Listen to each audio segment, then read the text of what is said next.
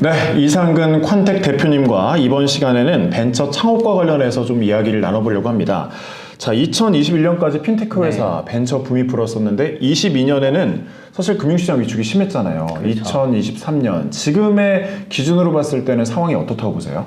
지금 기준이 훨씬 더 얼어붙은 것 같아요. 훨씬 더. 예, 이유는 금리가 오르면서 어떻게 보면 안전자본에 이제 돈이 좀 많이 더 쏠리게 되었죠. 네. 그러다 보니 투자 사이드에서도 결국 돈을 모집하기가 되게 어려운 겁니다.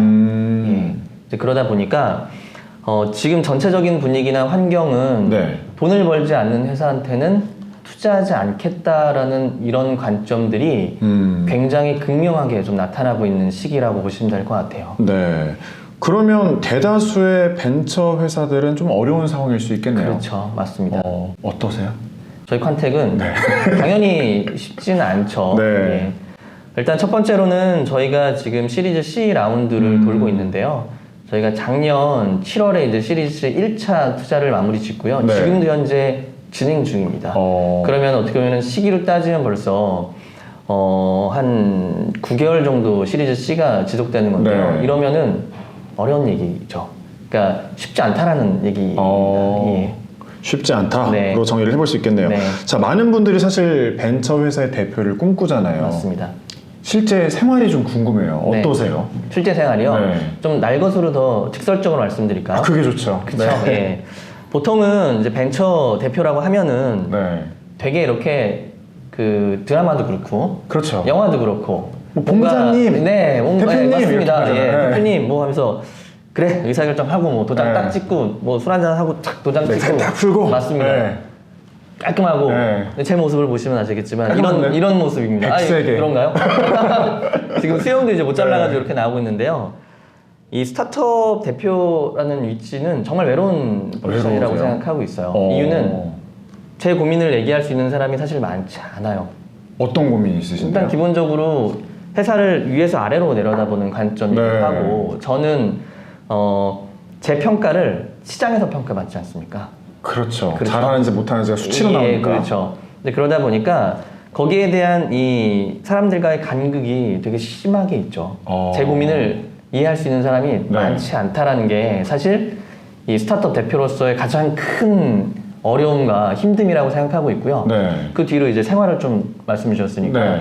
행복하게 잘 사는가? 당연히 행복합니다. 오. 원하는 일이라니까 기본적으로 행복한 건 맞는데요. 근데 그 행복함이 이제 일에 거의 뭐 올인하고 뭐 속된 말로 몰빵을 치기 때문에 저는 행복하다고 생각을 하고 있어요. 일에 있어서만 행복감을 느끼시는 네, 건가요? 맞습니다. 그 외에 이제 대부분의 생활은 어떻게 보면은 밸런스가 아주 아름다운 밸런스는 아니죠. 그러니까 제 생활 자체가 일이고 일이고 제 생활인 이런 환경에 돌입해 있고 그리고 그것 때문에 저는 행복하다고 생각을 합니다. 그래서 이런 생활을 이제 하실 수 있는 분이 아니면 창업하면 굉장히 힘들 거예요. 그러면 일단 그러면 이거는 좀 별개인데 MBTI 뭐세요? 저는 INTJ였어요. INTJ. 네. 그럼 어쨌든 T면 명확하게 좀 약간 직관적인 부분도 있고 J면 진짜 지나치게 계획적인 부분도 있고 이런 부분이 있어야 좀 가능하다 이런 말씀이신 건가요? MBTI로 엮여보자면은 뭐 어느 정도는 어느 정도는 비슷한 것 같아요. 왜냐면은 저도 그 작년에 그 뉴스 기사에서 봤을 때 MBTI가 ENTJ인 분들이 대표인 분들이 굉장히 많더라고요. ENTJ. 그래서 저도 바뀌었어요. 되게 내향적인 성격에서 지금 이렇게 조금은 앵커님과 이렇게 편하게 할 수 있을 정도의 ENTJ로 바뀌었는데요. 보면은 확실히 ENTJ나 이렇게 INTJ, 뭐 TJ 형들이 조금 더 이 창업에 좀 적합한 성향을 가지고 있지 않을까라는 상상을 한번 해보긴 합니다. 물론 정확한지는 모르겠지만. 또 궁금한 게 출퇴근 시간. 사실 워라밸 굉장히 중요하죠. 일에 있어서의 만족감만 느끼는지 아니면 실제로 워라밸이 있는지도 궁금해요. 출퇴근은 어떻게 하세요? 일단 기본적으로 출근은 저희 8시까지 하고 있고요. 저도 비슷하게 맞춰서 하고 있습니다. 다만 퇴근은 이제 없죠. 퇴근이 없어요? 퇴근 시간은 없습니다. 퇴근 시간 없다고 표현하는 이유는 뭐 이르면은 9시, 늦으면은 뭐 10시, 11시에 기본적으로 퇴근을 하고. 잠깐 밤 10시, 11시? 밤 10시, 11시죠. 그럼 몇 시간이 된 거예요? 근데 저는 제가 이렇게 일하는 것도 일을 덜 한다고 생각해요. 네. 왜요? 그 24시간을 일해야 24시간이 되는데, 꿈에서도 일을 해야 되는데 못하는 제가 너무 그 정도로 많아요? 아쉽습니다. 로봇한테 시키는 거 아니에요? 그러니까요. 그래서 이게 네. 아직은 그 로봇한테 대표의 역할을 시킬 수가 없어가지고 지금 제가 직접 하고 있긴 하지만 네. 아직도 많이 좀 부족하다고 생각합니다. 직원들은 어때요 그럼? 직원들도 다 직원들- 비슷해요? 저희 회사에 일단 스타트업이라는 그 창업 목표 자체가 네. 되게 짧은 시간 안에 단기적으로 목표를 이루겠다라는 관점이 존재하잖아요. 그러면 저희 컨택에 합류한 직원분 역시도 그런 생각이 있는 분을 모시죠. 모신다라고 하면 또 네. 어느 정도 주고 데려와야 되잖아요. 그렇죠. 많이 주고 월급을 많이 주고 그렇죠. 고용을 하는 건가요? 아니면 네. 어떤 식인가요? 말씀해 주신 것처럼 기본적으로 평균적인 거 이상 저희가 이상이요? 모셔오는 분들도 계시고 네. 또 그냥 일반적으로 뽑는 분들도 당연히 계시죠. 얼마 가져가세요? 저요? 회사. 일단 직접적으로 얘기하기는 조금 좀 네. 곤란한 부분이 있어서 증권사에서 제가 10년 전에 받았던 것보다 덜 받고 있습니다. 이렇게 표현을 하면 좋을 것 같아요. 저는 뭐 증권사를 잘 모르기 때문에 네. 감이 좀 안 잡히지만 아시는 분이 있으실 테니까 네. 검색을 통해서 한번 찾아보시고요. 어쨌든 뭐 인터뷰도 굉장히 많이 하셨을 것 같고 네. 언론에도 많이 다뤄졌을 것 같은데 예. 그 언론에서 다뤄지지 못한 부분 중에서 조금 강조하고 싶다 이런 장점이 있고 이런 벤처들은 이런 것도 있는데 왜 이런 부분을 안 다뤘을까 싶은 부분이 있을까요? 일단 벤처 회사의 강점은 저는 네. 하나라고 봐요. 왜 고학력자들 그리고 우리 신입인 친구들 혹은 아니면 증권사에 네. 계시던 분들이 벤처로 올까? 하나거든요. 빠른 속도로 목표를 달성하기 위함이라고 저는 생각해요. 어떤 목표를 예를 들자면 네. 본인의 성장도 포함이 되겠죠. 그냥 회사의 성장과 본인의 성장이 얼라인이 돼 있으면 네. 너무 좋지 않습니까? 그렇죠. 그냥 내가 하는 대로 회사가 성장하고 그 성장의 과실을 나와 나눠 가질 수 있으니까 스톡옵션이라는 이런 좋은 제도를 통해서 네. 그리고 또 예를 들어서 돈으로 보상받지 못하더라도 혹여나 커리어에 굉장히 큰 기여를 한다라고 생각을 하고 있습니다. 예컨대 일반적인 대형사에서는 뭐 5년차, 6년차인 이런 분들이 네. 어떤 특정한 프로젝트를 주도하거나 이끌기가 쉽지 않지 않습니까? 그렇죠. 그쵸, 의사결정하기도 하고. 네. 근데 그런 게 스타트업은 가능한 거죠. 예를 들어서 네. 앵커님께서 컨택을 오셨다라고 가정을 해보면은 돈 많이 주면 갈게요. 예, 알겠습니다. 그럼 네. 제가 좀 이거 끝나고 나서 한번 네. 말씀드리는 걸로 오시게 되면은 네. 앱을 기획한다라고 한번 가정해 보겠습니다. 근데 일반적인 회사에 들어가면은 어떻게 보면은 처음부터 다시 조곤조곤 시작을 해야 될 수도 있어요. 네. 근데 그 아이디어가 뛰어나고 열정이 있다고 한다면 여기서 앱 전체를 총괄하기도 하고 그리고 그 앱이 나오면은 본인의 커리어가 되는 상승이죠. 거죠. 예. 근데 그거를 이제 대형사에서는 오래 걸린다면은 네. 컨택은 1년에서 2년 사이에 그 모든 것들을 이뤄낼 수 있는 여건이 만들어져 있다라는 겁니다. 확실하게 구미가 당기는 사람들이 분명히 있겠네요. 있죠. 이 방송을 어쩌면 직원분들이 네, 보실 네, 수 네. 있겠는데 직원들한테 한 말씀 짧게 한번. 네. 여러분 좋은 회사에서 일하고 있습니다. 짧게 한번 영상 편집 부탁드릴게요. 네. 사랑합니다. 파이팅! 네. 네. 자, 어쨌든 뭐 그 벤처 회사의 대표로서 지금 이제 어느 정도 장점 위주로 얘기를 했잖아요. 네. 분명히 힘든 부분도 많이 있을 것 있습니다. 같거든요. 예. 어떤 부분이 가장 힘드세요? 일단 벤처회사의 대표로서 힘든 가장 첫 번째 부분은 네. 결국 생존이죠. 생존. 네, 생존이죠. 생존과 성과가 사실 공존하는 시장이에요. 네. 마일스톤을 달성하지 못하면은 투자가 힘들기도 하고 네. 그리고 스타트업의 가장 큰 이 원동력은 결국 돈이지 않습니까? 그렇죠. 돈이 있어야지 사람을 모실 수 있고 좋은 인력들을 모실 수 있고 또 확장할 수 있는 이 어떻게 보면 선순환 고리를 이 돈이라는 이 재화로서 갖추게 되는데 죄송합니다. 좀 이렇게 좀 너무 속된 표현을 좀 쓸 뻔했는데요. 좋아요. 요즘 괜찮습니까? 예. 이 채널 자체가 네. 다 같이 팍팍 돈 터뜨리자 그렇죠, 이런 예. 느낌이니까 좋아하십니다. 우리 구독자분들. 네. 요게 이제 사실 되게 중요합니다. 그렇죠. 스타트업으로서. 근데 그 돈이라는 거 역시도 아까 말씀드린 것처럼 저희가 어떤 특정한 마일스톤을 지속적으로 달성해야 되지만 네. 저희한테 투자가 들어오는 거고 그 보통 텀이 한 1년 6개월 정도 됩니다. 1년 6개월 네, 정도. 1년 6개월이 보통 런웨이라 그래서 네. 1년 6개월, 그러니까 예를 들어 A 지금 시점에서 투자를 받게 되면은 그 투자를 받고 나서 한 1년 6개월 뒤에 또 투자를 또 받아야 돼요. 보통 그 안에 1년 6개월 안에 드라마틱한 성장을 만들어내는 거거든요. 네. 그러다 보니 거기에 있어서 굉장히 스트레스를 많이 받죠. 그래서 아까 말씀드린 것처럼 워라벨이 중요하다라고 하면은 네. 사실 맞지 않는 거죠.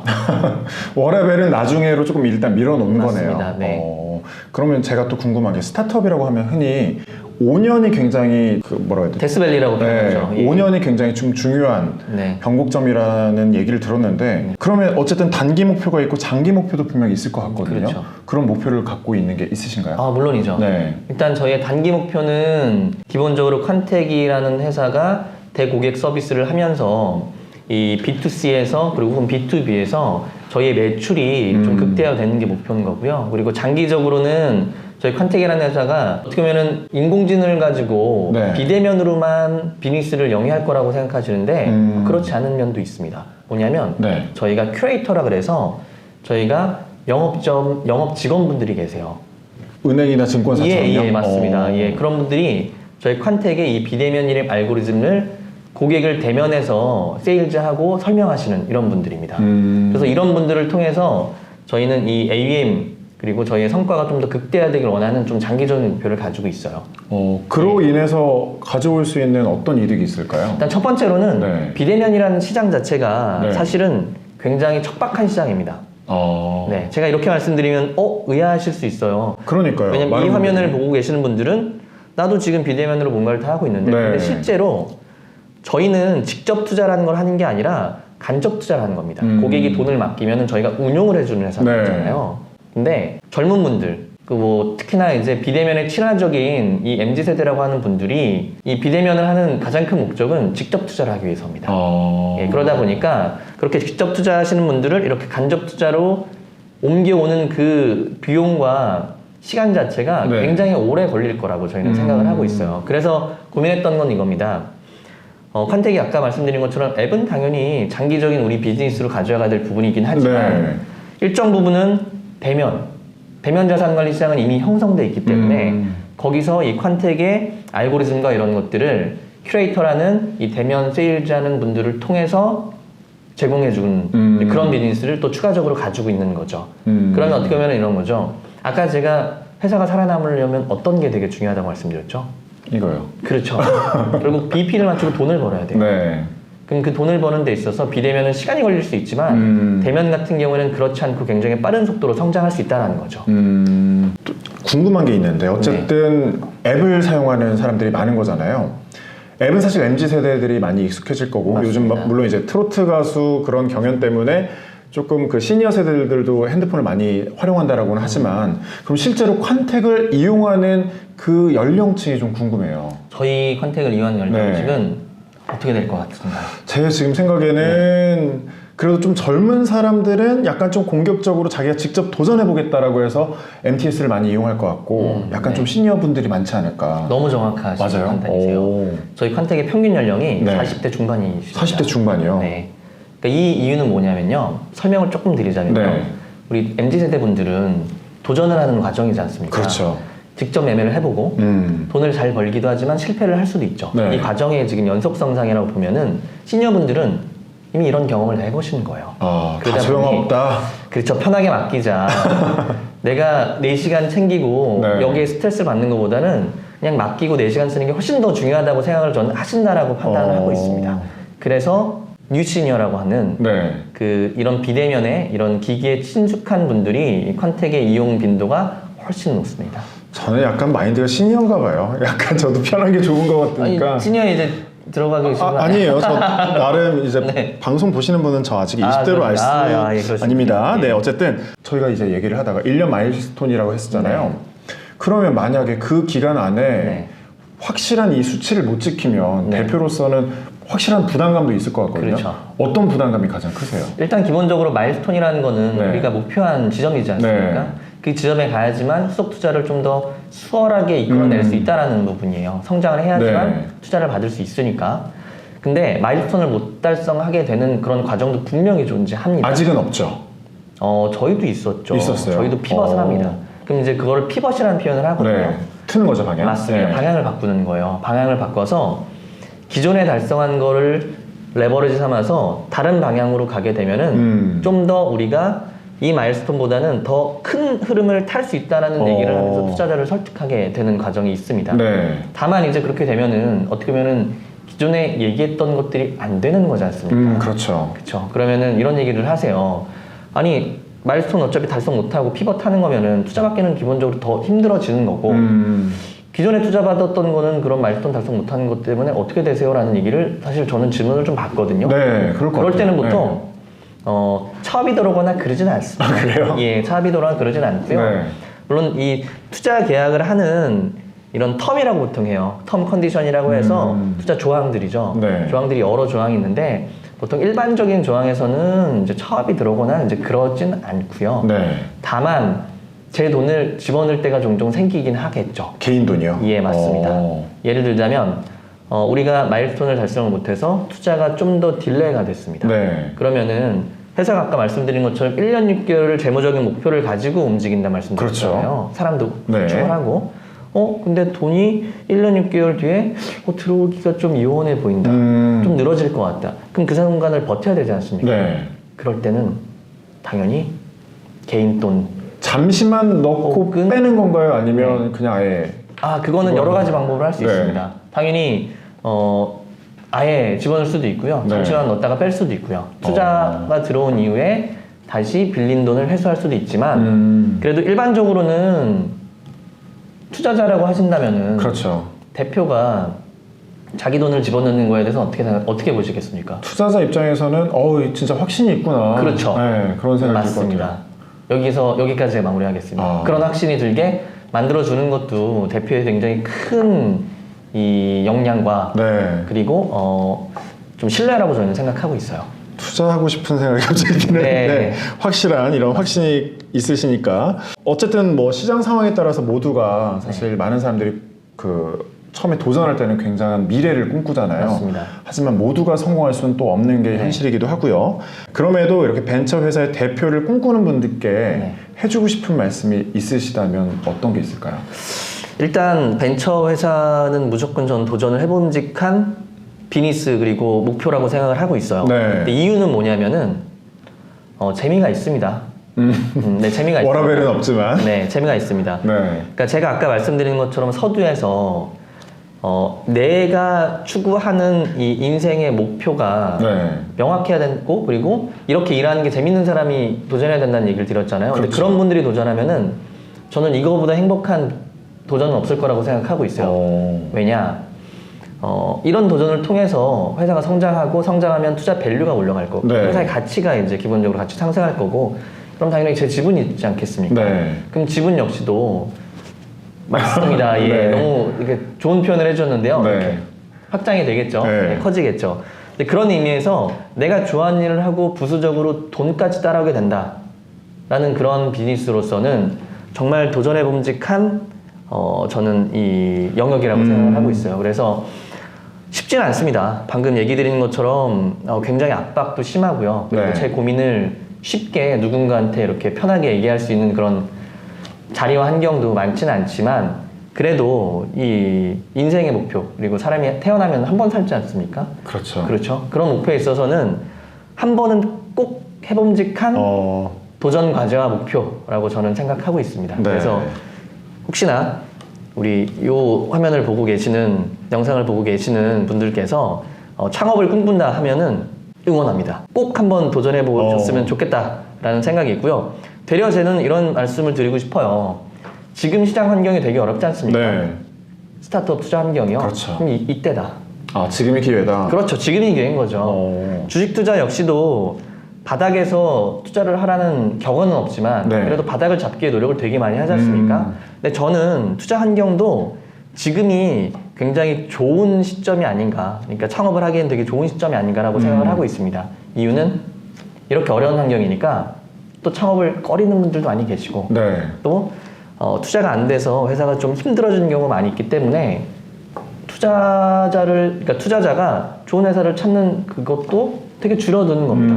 그러면 이런 환경이야말로 향후 2년 뒤, 3년 뒤를 바라보게 된다면은 지금이야말로 창업을 하는 가장 시의적절한 시기가 아닌가라는 생각을 하고 있습니다. 네, 오히려 어려운 지금 시기가 더 적게일 수 있다라는 맞습니다. 말씀까지 해주셨습니다. 자, 마지막으로 벤처 회사를 꿈꾸는 청년 직장인분들께 네. 가장 먼저 준비해야 될 게 한 가지만 있다면 좀 말씀 부탁드릴게요. 네. 일단은 창업의 가장 우선순위는 내가 어떤 걸 할 건가 네. 그리고 그 어떤 걸 할 건가라는 게 영 생뚱맞으면 안 되는 것 같아요. 목표를 명확히. 네. 네. 그것과 그리고 이거죠. 내 삶과도. 어. 예를 들자면 저는 투자 세계에서 오래 있었기 때문에 네. 이 창업을 하게 됐어요. 그래서 어떻게 보면 표현을 좀 이렇게 해보자면 내러티브가 좀 있죠. 네. 그러니까 제가 이 창업에 남들과 다른 점과 그리고 저만의 이 어떻게 보면은 고민이 굉장히 깊게 담겨 있습니다. 네. 그래서 창업이라는 거는 삶과 별개가 아니라는 말씀 드렸잖아요. 네. 그럼 그게 향후에 되게 많이 도전을 받게 돼요. 뭐냐면 옆에서 스물스물 올라옵니다. 여기까지 해도 돼. 욕망이. 그만해도 되지 않겠어? 네. 이 정도에서 우리 정리하자. 라는 그런 욕망들이 1년마다 한 번씩 계속 올라와요. 그럼 그때 나를 붙잡아 주는 거는 내 삶의 이 과정과 자취거든요. 네. 내가 이걸 해야 되는 명확한 철학. 목표. 네, 철학이 있어야 된다고 보고 있고요. 그게 삶이랑 동떨어지면 안 되는 것 같습니다. 그래서 창업 역시도 내 삶의 주변에서 해결해야 되는 포인트를 잡는 게 네. 가장 좋은 방식과 방법이 아닌가라는 이런 조심스러운 어떻게 보면 조언을 한번 드리고 싶습니다. 네. 문득 취미 생활은 그럼 안 하세요? 제 취미 생활은 이제 운동도 하고 뭐 네. 테니스도 쳤었고 예전입니다. 이제 네. 과거형이죠. 쳤었고 다양한 생활을 했는데 지금은 제가 이제 몸이 좀 이렇게 농담으로 이런 말씀 드려요. 네. 아이스크림 같다고 흘러내리고 있습니다. 못하고 네. 있는 거죠. 그래서 지금 현재는 취미 생활은 그냥 간간히 뭐 제가 이제 뭐 시계 조립 같은 것도 좀 좋아해가지고 시계 조립이요? 예, 시계 조립도 네. 하고 있고 뭐 사진 생활도 하고 있고 하는데 이제 거기에 쏟을 시간이 많지는 않습니다. 예. 그래서 취미를 줄이고 맞습니다. 회사를 위한 시간을 늘리고 맞습니다. 약간 그런 말씀이시군요. 예. 알겠습니다. 자, 벤처 창업과 관련된 이야기를 이상근 대표님과 이렇게 요목조목 짚어봤는데요. 아무래도 궁금하신 게 좀 많으실 것 같다는 생각도 들어요. 그래서 만약 궁금하신 게 있다면 또 댓글로 남겨주시면 제가 나중에 또 한번 여쭤보도록 하겠습니다. 오늘 순서는 여기서 마치도록 하겠습니다. 여러분 고맙습니다. 고맙습니다.